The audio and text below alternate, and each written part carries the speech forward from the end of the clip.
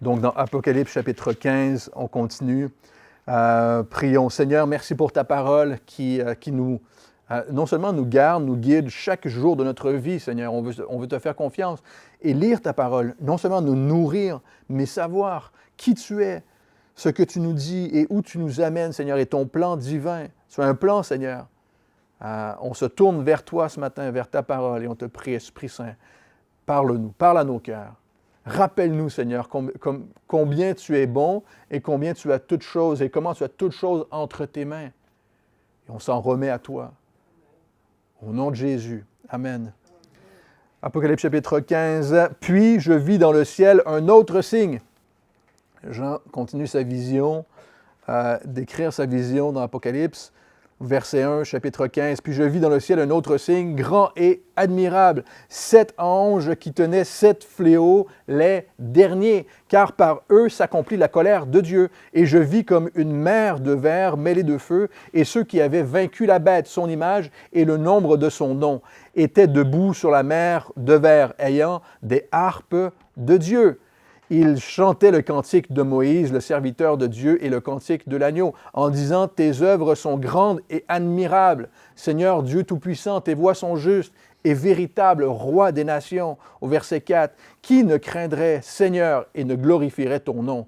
Car seul tu es saint, et toutes les nations viendront, t'adoreront, parce que tes jugements ont été manifestés. Après cela, je regardai, et le temple du tabernacle, du témoignage, fut ouvert dans le ciel. » Les 7 anges qui tenaient les 7 fléaux sortirent du temple, revêtus d'un lin pur, éclatant, et ayant des ceintures d'or autour de la poitrine. L'un des 4 êtres vivants donna aux 7 anges 7 coupes d'or, pleines de la colère du Dieu qui vit au siècle des siècles. Le temple fut rempli de fumée à cause de la gloire de Dieu et de sa puissance. Et personne ne pouvait entrer dans le temple jusqu'à ce que les 7 fléaux des 7 anges soient accomplis. On a vu dans notre dernière étude au chapitre 14 la fossile de Dieu, le temps du jugement qui arrive de la part de Dieu, hein, cette moisson qui n'est pas une moisson d'évangélisation pour amener des gens. Et on voit la patience de Dieu. La patience de Dieu. Hein? Mais donc, dans notre dernière étude, la fossile de Dieu, au travers ce chapitre, et ici au chapitre 15, on va voir 8 fois le chiffre 7. Hein? On le sait dans la parole, dans l'Apocalypse, c'est la plénitude. Hein, qui représente la plénitude de Dieu, ou les choses en plénitude, et avec donc les sept anges, les 7 derniers anges qui ont les 7 derniers fléaux, et où on va voir appeler les coupes, les bols de la colère de Dieu. Et ces bols sont remplis, sont pleines de la colère de Dieu, d'où l'expression probablement « la coupe est pleine ». Il y en a assez. Et c'est exactement ça. La coupe est pleine, elle est remplie, elle est complète. Hein? Les temps sont remplis. Ici, le but est atteint. Aussi simplement que ça. Et Dieu va juger la terre pour son péché et pour sa rébellion à Dieu dans un monde qui rejette complètement Jésus. Et ce n'est pas la première fois qu'on voit Dieu le rappeler. Au travers de sa parole, il fait cette mise en garde. Et dans Lévitique chapitre 26, il le fait même ici à la manière de l'Apocalypse. Il le dit, hein, « Si vous me résistez et vous ne voulez point écouter ma voix, je vous frapperai 7 fois plus selon votre péché. » On voit cette plénitude être frappée 7 fois plus parce qu'on résiste, on se rebelle à Dieu. Et donc, au chapitre 14, on a vu comment il ne reste rien de bon à ce moment de la tribulation sur la terre. Il n'y a plus rien de bon. Non seulement la coupe est pleine, mais les fruits sont disparus. C'est la pourriture. On va voir dans notre prochaine étude avec l'Armageddon comment le monde se tourne vers Dieu pour le blasphémer. On approche de ce temps, frères et sœurs. On approche de ce temps. La rébellion du monde, l'Antéchrist, Satan sera aussi, ces temps seront à leur comble avec la marque de la bête, cette rébellion ultime à Dieu. Et donc le chapitre 16, on va le voir, nous montre ce qui se produit sur la terre en lien avec les coupes de la colère de Dieu qu'on va voir. Jean regarde encore sur ces plusieurs écrans, là, il regarde encore au ciel. Ici au chapitre 15, au chapitre 16, on va voir ce qui se produit sur terre avec ces coupes de la colère. Les chapitres 17 et 18 nous montrent le jugement de la grande prostituée, encore, de Babylone la Grande. Et le chapitre 19 nous montre le retour de Jésus sur terre après l'Armageddon. Les 3 premières années et demie de la tribulation, de cette heure, qui est une heure complète, qui est les 7 années, mais la première moitié de la tribulation ne sera pas une période de répit, d'accalmie. Au contraire, c'est les choses qui s'intensifient de plus en plus, qui se succèdent une à la suite de l'autre. Pourquoi? On le voit. Parce que Dieu interpelle le monde encore une fois. Il le fait maintenant. À ce moment-là, Dieu va interpeller, même par des signes qui viennent du ciel, des événements. Et il y aura les 7 sceaux, on l'a vu, les 7 trompettes seront sonnées, qui produiront des événements divers, une à la suite de l'autre, et ensuite l'Antichrist se dévoilera comme un homme de paix, et pour ceux qui n'entendent pas, là, on fait des guillemets, parce que il va se faire passer pour un homme de paix pendant 3 ans et demi, et ensuite il va se dévoiler avec le faux prophète, ils vont instaurer la marque de la bête. Et après cela, les 7 derniers fléaux seront déversés sur terre dans les 3 dernières années et demie, quelque part, dans les 3 dernières années et demie de la tribulation. Et à ce moment, dans sa vision, Jean écrit ceci au verset 1. « Puis je vis dans le ciel un autre signe grand et admirable, 7 anges qui tenaient 7 fléaux, les derniers. » C'est terminé, les derniers. Car par eux s'accomplit, ou est rempli de la colère de Dieu. Donc Jean voit encore dans le ciel, c'est clair, ce qui est prêt à être déversé sur la terre, ce qu'il appelle un autre signe. Le mot que Jean utilise pour signe est spécifique et il l'utilise même dans son évangile, dans l'évangile de Jean. Et ce signe n'est pas seulement quelque chose de visuel, mais il implique quelque chose. Il voit cela, mais il comprend. Il dit, et voici, je comprends, on commence à connaître ce mot-là, et voici, lorsque vous le voyez, je regardais et je compris, et vous aussi comprenez ceci. Il y a quelque chose derrière de plus que visuel seulement. Nous, on ne l'a pas vu. Lui, il l'a vu, il nous le décrit. Mais il y a ce que cette chose déclare. Il y a une déclaration au travers ceci. Et Jean voit un premier signe. On l'a vu dans Apocalypse chapitre 12. Une femme enveloppée du soleil, la lune, et sous ses pieds, une couronne de 12 étoiles sur sa tête. Qui était Israël et le plan de Dieu pour Israël au travers les temps. Jean voit un deuxième signe, chapitre 12, verset 3, un grand dragon rouge de feu. Satan ayant 7 têtes et 10 cornes.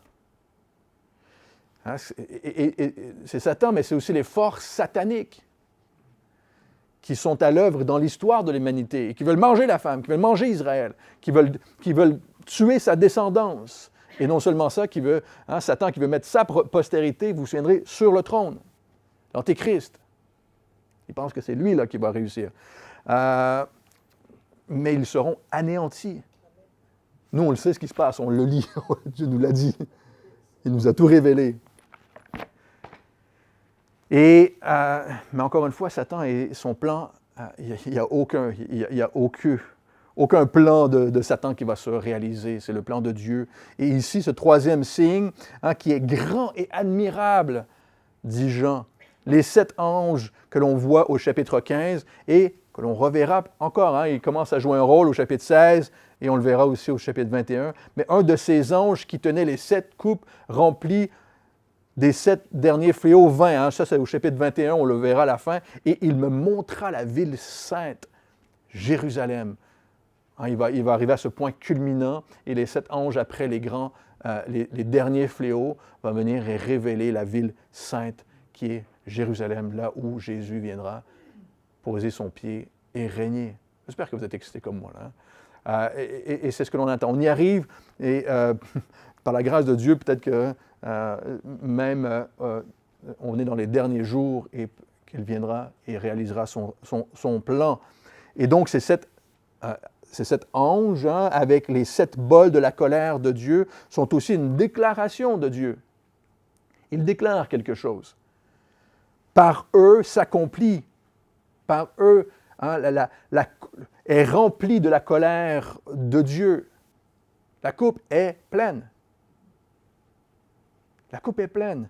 Et cet ange entre en scène ici, et Jean vit au verset 2, « Et je vis comme une mer de verre mêlée de feu, et ceux qui avaient vaincu la bête, son image, et le nombre de son image, étaient debout sur la mer de verre, ayant des harpes de Dieu. » Hein, ceux qui ont vaincu la bête, son image et le nombre de son nom. Et on voit ici au chapitre 15 plusieurs connexions avec le livre de l'Exode. On a chanté le cantique de Moïse ce matin, hein, grande et admirable, c'est ce que l'on voit ici, hein, c'est ce que l'on chante ici, mais on voit plusieurs connexions avec le livre de l'Exode. Et on voit la mer, hein, et ceux qui ont vaincu, on a les plaies, hein, comme dans l'Exode, et on a le chant de Moïse, le tabernacle au chapitre 15, la nuée, cette fumée qui représente la gloire de Dieu. On a beaucoup de parallèles avec l'Exode. Et pourquoi? Parce qu'on peut voir ici l'ultime délivrance. C'est l'ultime délivrance. Les temps sont à leur comble. C'est l'ultime délivrance, l'ultime exode de ceux qui se confient en Dieu dans un monde complètement déchu. Pour ceux qui ne voient que du bien et de la paix aujourd'hui, vous êtes voilés, vous ne voyez plus rien. Et on ne vit pas dans la paix. Le monde est déchu. Et dans ce temps de tribulation, ce sera encore pire. Un monde dans lequel on persécute, on rejette Jésus, on persécute ceux qui le suivent. On a déjà vu la mer de verre au chapitre 4, d'entrée de jeu dans l'Apocalypse, semblable à du cristal, qui reflète la sainteté de Dieu. Et mêlé ici de feu, qui démontre le Dieu juste, et le jugement divin de Dieu. Ce que Dieu s'apprête à faire, frères et sœurs, est juste. N'en doutez absolument pas. On a chassé le mot repentance. Repens-toi de tes péchés aujourd'hui. On vit dans une société où on se bloque les oreilles, on ne veut plus entendre ça. Mais aussitôt qu'on dit que Dieu est juste et sa colère est saine et son jugement est parfait, alors il ne faudrait certainement pas. Alors que c'est vrai, son jugement est juste. Ce que Dieu s'apprête à faire est parfait et juste. J'espère que vous le croyez. Surtout qu'il étire, il est patient. Dieu est patient. À ce moment, la déchéance du monde est à son comble. On le dit, on le voit, on le répète. Mais on sait que Dieu agit toujours avec justice. Et à ce moment, il leur est donné de louer Dieu, ceux qui ont vaincu, avec des harpes. Peut-être qu'il y aura des guitares, je ne sais pas. Les harpes me semblent assez célestes. Mais je ne joue pas de harpe moi-même. Il y a quelqu'un qui joue de la harpe ici? Accordéon, on a le chant, guitare. Personne ne joue de la harpe? Hein? La harpe aussi. Bon, voilà.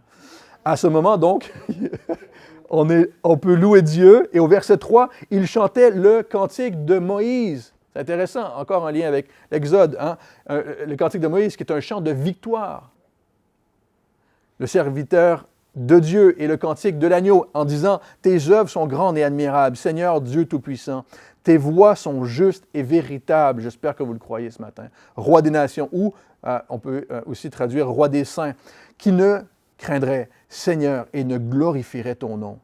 Car seul tu es saint. Et toutes les nations viendront, t'adoreront, parce que tes jugements ont été manifestés. On va reconnaître que Dieu est juste, que Dieu juge justement. Le chant de Moïse fut chanté après le passage de la mer Rouge. Vous vous souviendrez en Exode chapitre 15.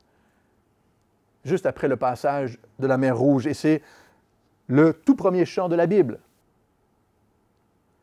Et ce même chant, qui est aussi le chant de l'agneau, est le dernier chant que l'on retrouve dans la Bible. C'est le dernier chant, le chant qu'on retrouve ici dans la Bible, c'est le chant de Moïse, qui est aussi le chant de l'agneau. Et le chant de Moïse est le chant de victoire sur Pharaon, on se souviendra. Hein, les eaux se sont refermées sur Pharaon et son armée.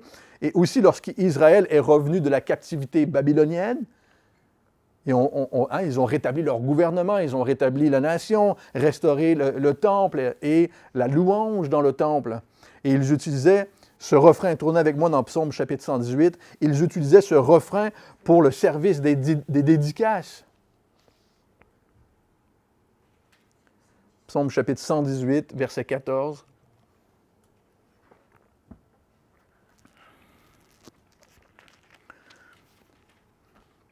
« 118, verset 14. « L'Éternel est ma force et le sujet de mes louanges.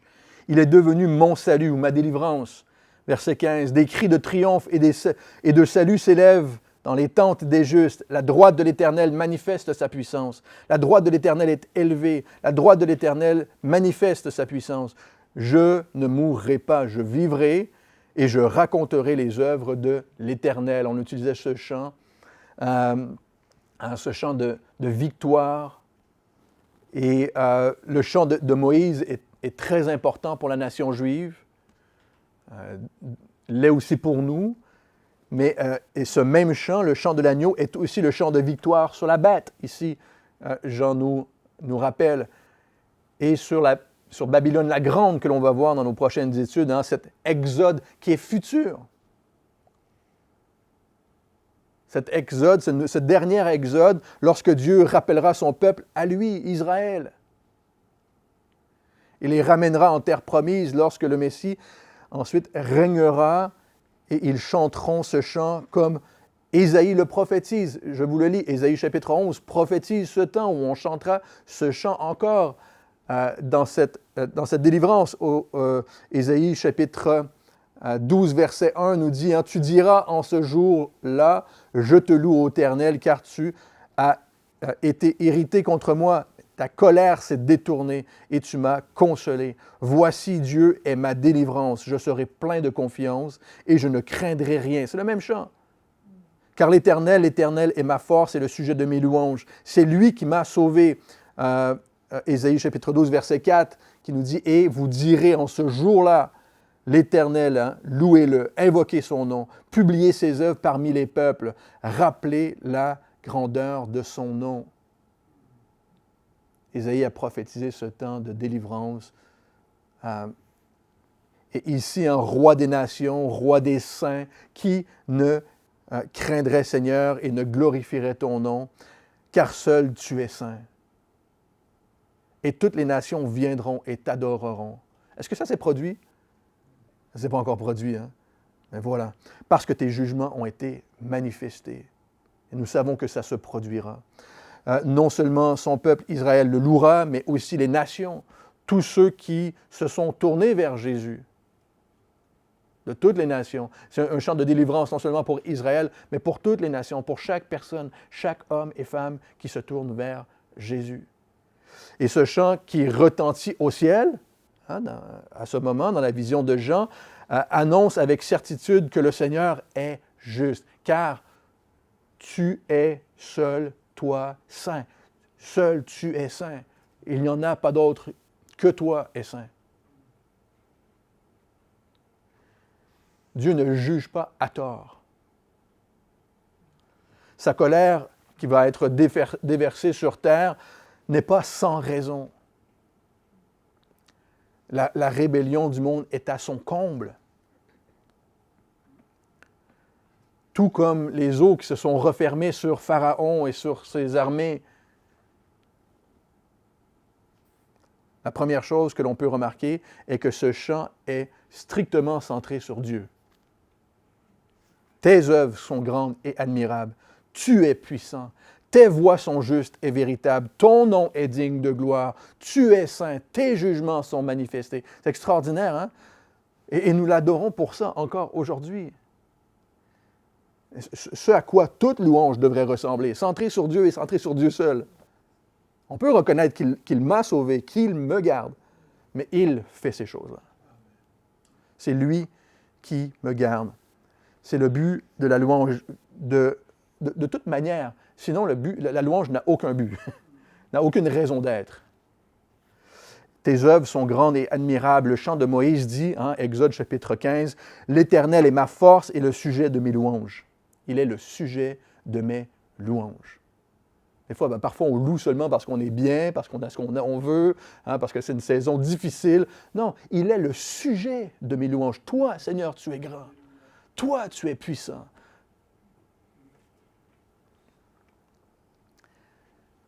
Tu es le sujet de mes louanges. C'est lui qui m'a sauvé. Il est mon Dieu.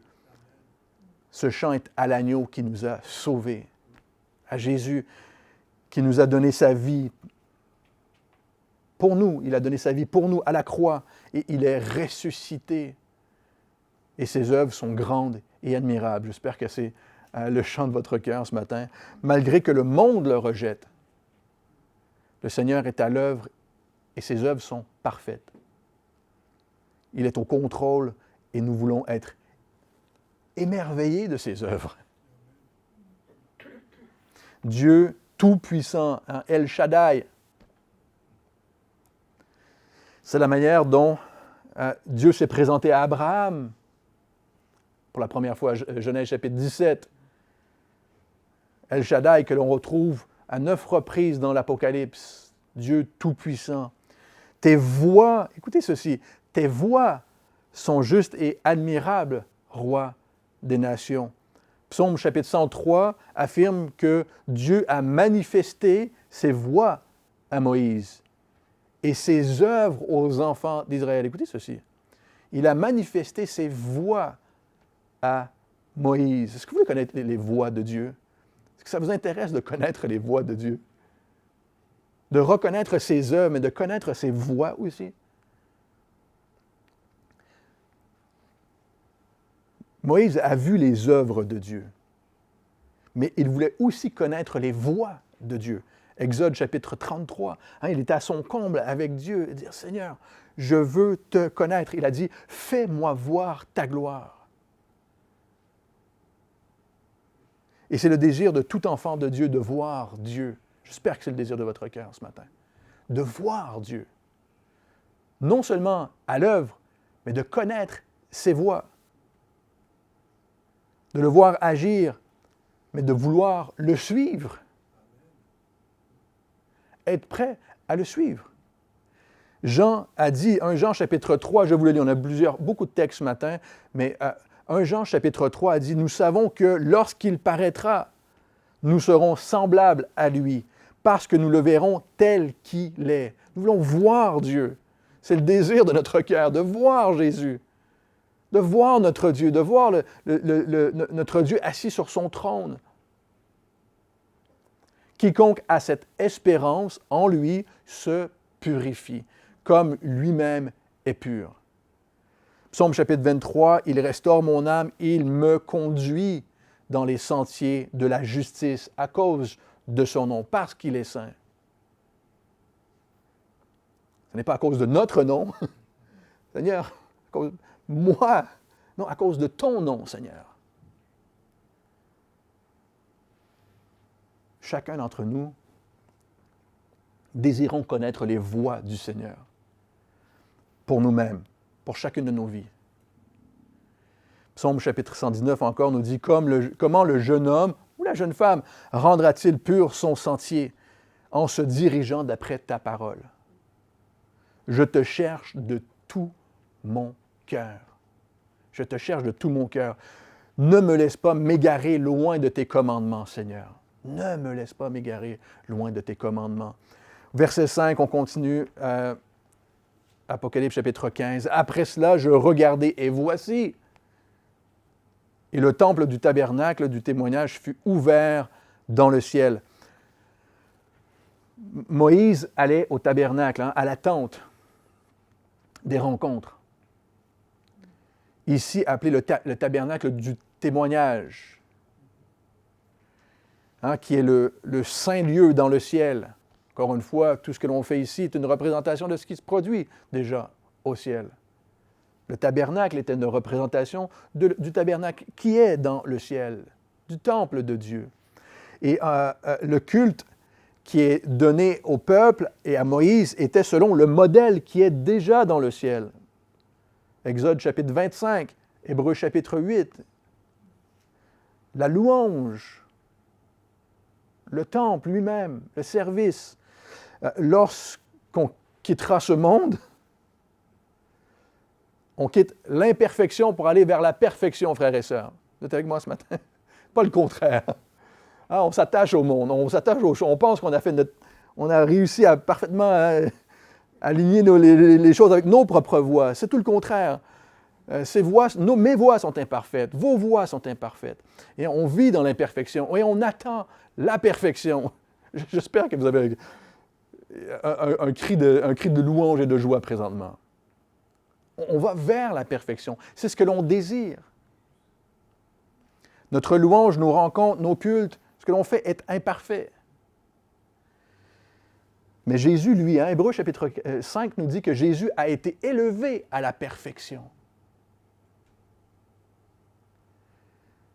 Et nous, par la foi, Hébreux chapitre 6, tout de suite après, nous dit, par la foi, nous tendons à ce qui est parfait.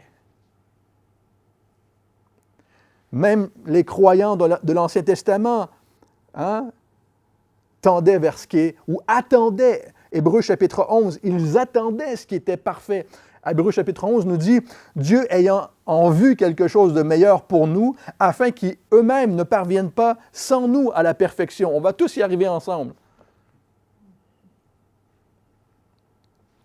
J'en continue au verset 6. Les 7 anges qui tenaient les 7 fléaux sortirent du temple, revêtus d'un lin pur éclatant et ayant des ceintures d'or autour de leur poitrine. L'un des 4 êtres vivants, les chérubins qu'on a vus au chapitre 4, donnant aux 7 anges 7 coupes, mais vraiment ce sont des bols, des gros bols d'or, pleines de la colère du Dieu qui vit au siècle des siècles.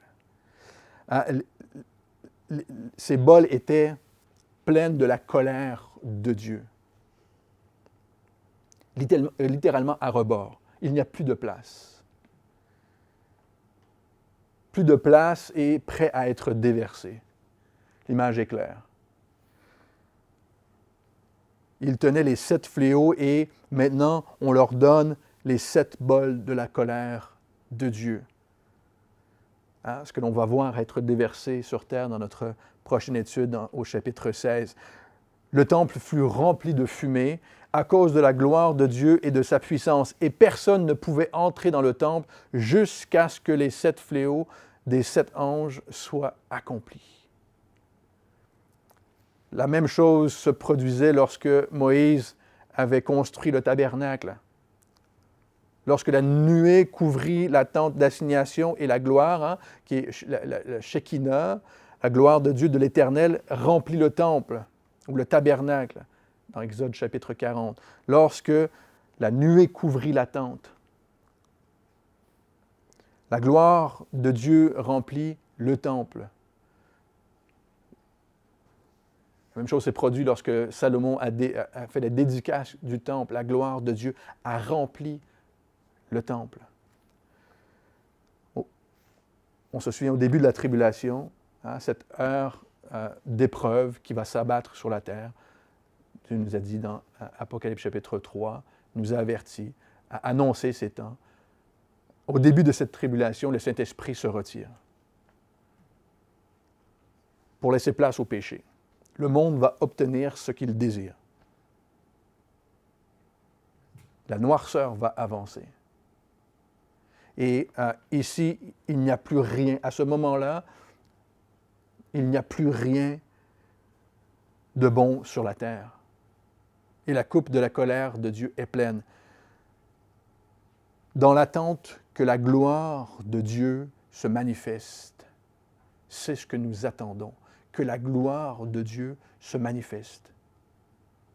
à nouveau et que le Seigneur Jésus apparaisse pour établir son règne. J'espère que c'est ce que vous attendez aussi. Nous attendons que la gloire de Dieu se manifeste. Alors que la dernière moitié de la tribulation est en cours, il reste peu de temps. Ici, nous dit Jean, jusqu'à ce que les 7 fléaux des 7 anges soient accomplis.